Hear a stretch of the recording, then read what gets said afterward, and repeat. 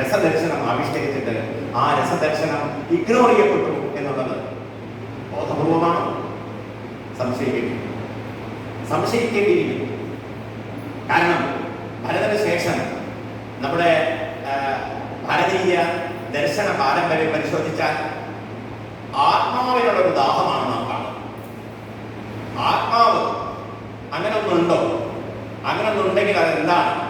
അതിനുള്ള ചർച്ച അത് മാത്രമാണ് ശാശ്വതമായിട്ടുള്ളത്. ബാക്കിയുള്ളതൊക്കെ നശ്വരമാണ്. ആത്മാവല്ലാത്തത് മുഴുവൻ നശ്വരമാണ്. ആത്മാവായിട്ട് ഒന്നേ ഉള്ളൂ. അതെന്താണ് എന്നുള്ള ചർച്ചയാണ് ദാർശനികന്മാരുടെ ഇടയിൽ ഈ 10 നൂറ്റാണ്ടും ഏറെ. അതായത് 10-ാം നൂറ്റാണ്ട് വരെ, ക്രിസ്തുവർഷം 1-ാം നൂറ്റാണ്ട് മുതലുള്ള കാലഘട്ടം. അതിന് മുമ്പ് കുറച്ച് വർഷം ഉണ്ടായിരിക്കാം, 2-3 നൂറ്റാണ്ടും കൂടി ഉണ്ടായിരിക്കാം. പക്ഷേ ക്രിസ്തുവിന് ശേഷം ഒരു 10 നൂറ്റാണ്ട് അതിൻ്റെ ചരിത്രം പരിശോധിച്ചാൽ രസത്തെക്കുറിച്ച് യാതൊരു ചർച്ചയും കാര്യമായിട്ടുണ്ടായി. ഭരതൻ ഇത്ര നിഷ്കർഷിച്ച് ഇത്ര സാധാരണ ജനങ്ങൾക്ക് വേണ്ടി, സാമാന്യ ജനങ്ങൾക്ക് വേണ്ടി, അവന്റെ ക്ലേശങ്ങളെ പരിഹരിക്കുന്നതിന് വേണ്ടി, അവന്റെ ബുദ്ധിമുട്ടുകളെ അഡ്രസ് ചെയ്ത ആദ്യത്തെ സാഹിത്യകാരൻ, ഒരു സമൂഹത്തിലെ ഒരു സാഹിത്യകാരന്റെ കടമ എന്ന് ആ കടമ നിർവഹിച്ച ആദ്യത്തെ സ്റ്റാൾവർക്കെന്നാണ് ഭരതനെ പറയുന്നത്. അങ്ങനെയുള്ള ആ ഭരതൻ അദ്ദേഹം പറഞ്ഞ ഇത്രയും വലിയൊരു സിദ്ധാന്തം തമസ്കരിക്കപ്പെട്ടു പോയത്, പാർശ്വവൽക്കരിക്കപ്പെട്ടു പോയത് ഏത് തരത്തിൽ വേണമെങ്കിൽ പറയാം. എന്തുകൊണ്ട് എന്നുള്ളത് അന്വേഷണം വളരെ അനിവാര്യമാണ്.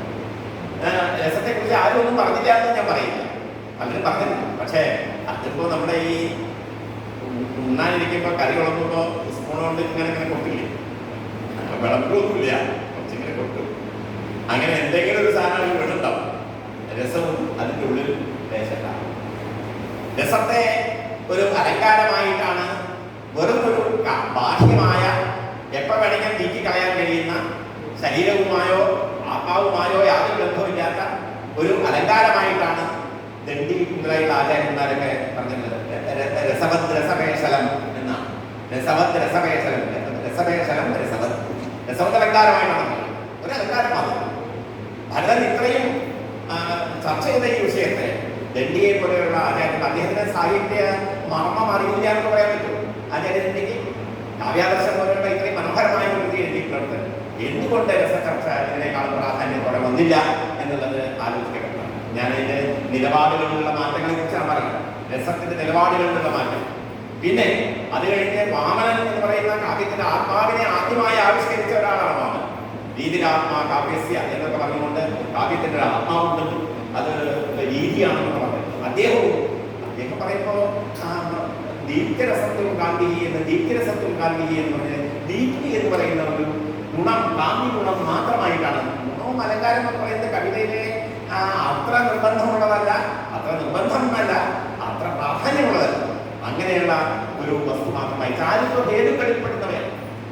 നിങ്ങൾ പഠിച്ചിട്ടുണ്ടാവും, ഉത്കർഷഹേള അലങ്കാരതയാണ്. ഗുണവും അലങ്കാരവും രീതിയും ഇങ്ങനെയുള്ളതൊക്കെ കേവലം ഒരു കാവ്യത്തിൽ മറ്റൊരു കാവ്യം എങ്ങനെ വ്യത്യാസപ്പെട്ടിരിക്കുന്നു എന്നുള്ള താരതമ്യ പഠനത്തിന് മാത്രം ഉപയോഗിക്കുന്ന ഒരു സാധനമാണ്.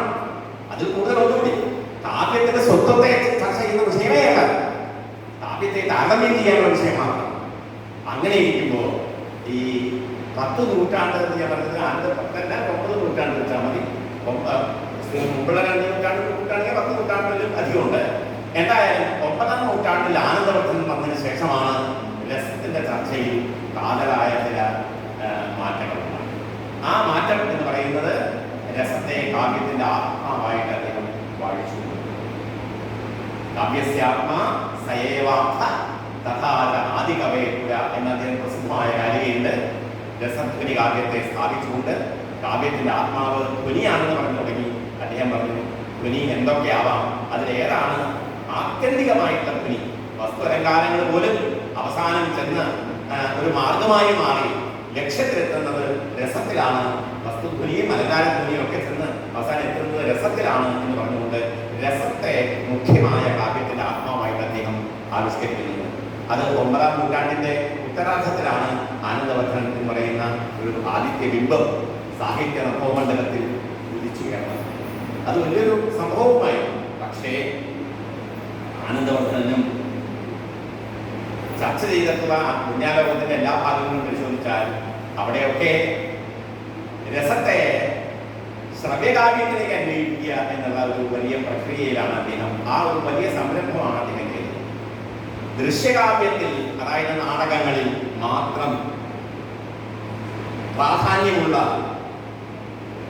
രസത്തെ, ഭരതന്റെ രസസിദ്ധാന്തത്തെ, അതിൻ്റെ ദൃശ്യകാവ്യങ്ങളെ ഒന്നും വേണ്ട പോലെ പരാമർശിക്കാതെ വെറും ശ്രവ്യകാവ്യത്തിന്റെ ഒരു ചട്ടക്കൂടിൽ മാത്രം ഒതുക്കി നിർത്തിക്കൊണ്ട് നാട്യം എന്ന് പറയുന്ന ഘടകത്തെ ഒഴിവാക്കിക്കൊണ്ട്, നാട്യം എന്ന് പറയുന്ന ഘടകത്തെ ഒഴിവാക്കിക്കൊണ്ട് തിയേറ്റർ എന്ന് പറയുന്ന, നാട്യത്തിൽ തിയേറ്ററാണ്, തിയേറ്റർ എന്ന് പറയുന്ന ഒരു കോൺസെപ്റ്റ്, ആ തിയേറ്ററിനുള്ളിൽ രസത്തിനുള്ള പ്രാധാന്യം, ഇത് ഭരതൻ പറഞ്ഞിട്ടുള്ളത് അതിനെ പൂർണ്ണമായും ഏറെക്കുറെ അവഗണിച്ചുകൊണ്ട് ആണ് ആനന്ദവർദ്ധന്റെ രസചർച്ചകൾ. രസത്തെ ആത്മാവായി വാഴിച്ചു.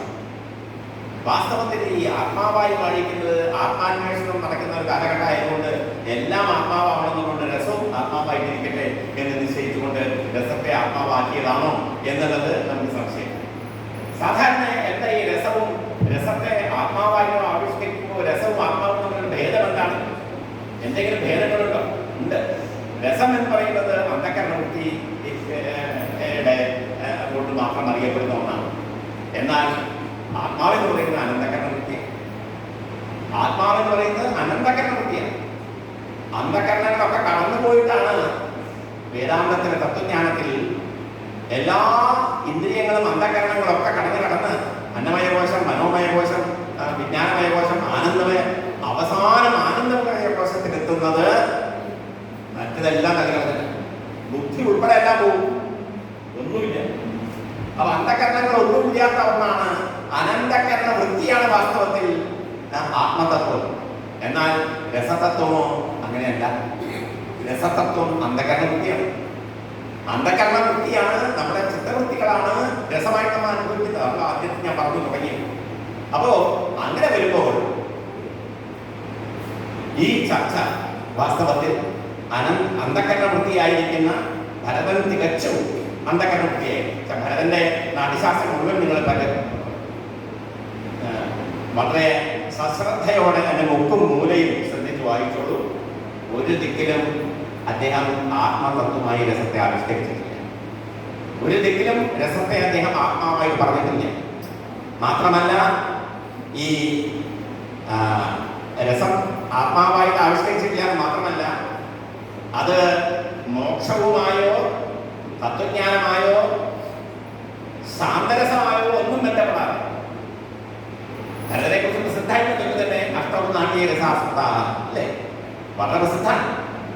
8 രസങ്ങളെ ഭരതൻ പറഞ്ഞിട്ടുണ്ട്, ശാന്തരസം പറഞ്ഞിട്ടില്ല.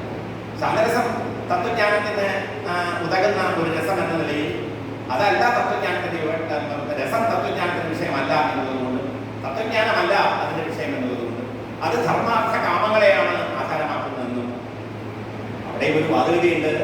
ധർമ്മവും അർത്ഥവും കാമവും ഉപായങ്ങളാണ്. അത് മൂന്നും കിട്ടിയാലും പിന്നെ മോക്ഷം കിട്ടിയെന്ന് പറയേണ്ട ആവശ്യമുണ്ടോ? നാടിന്റെ ഉപായം മുഴുവൻ കരകതമായാൽ പിന്നെ ഉപായം സംസിദ്ധാണ് എന്നൊരു ചോദ്യം ഉണ്ടാവാം.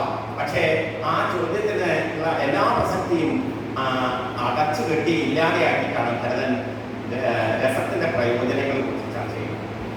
രസപ്രയോജനങ്ങളെ കൃത്യമായി അദ്ദേഹം അക്കമിട്ട 1, 2, 3 എന്ന് പറയുന്നു. അവിടെ എവിടെയും ഭരതൻ ശാന്തരസ ചർച്ചയോ മോക്ഷ ചർച്ചയോ ആത്മചർച്ചയോ ഒന്നുമില്ല. അങ്ങനെയുള്ളതായിരിക്കുന്ന തികച്ചും ലൗകികമായ, അപ്പോ ആനന്ദം ലൗകികമായിട്ടുണ്ട്, അലൗകികമായിട്ടുണ്ട്.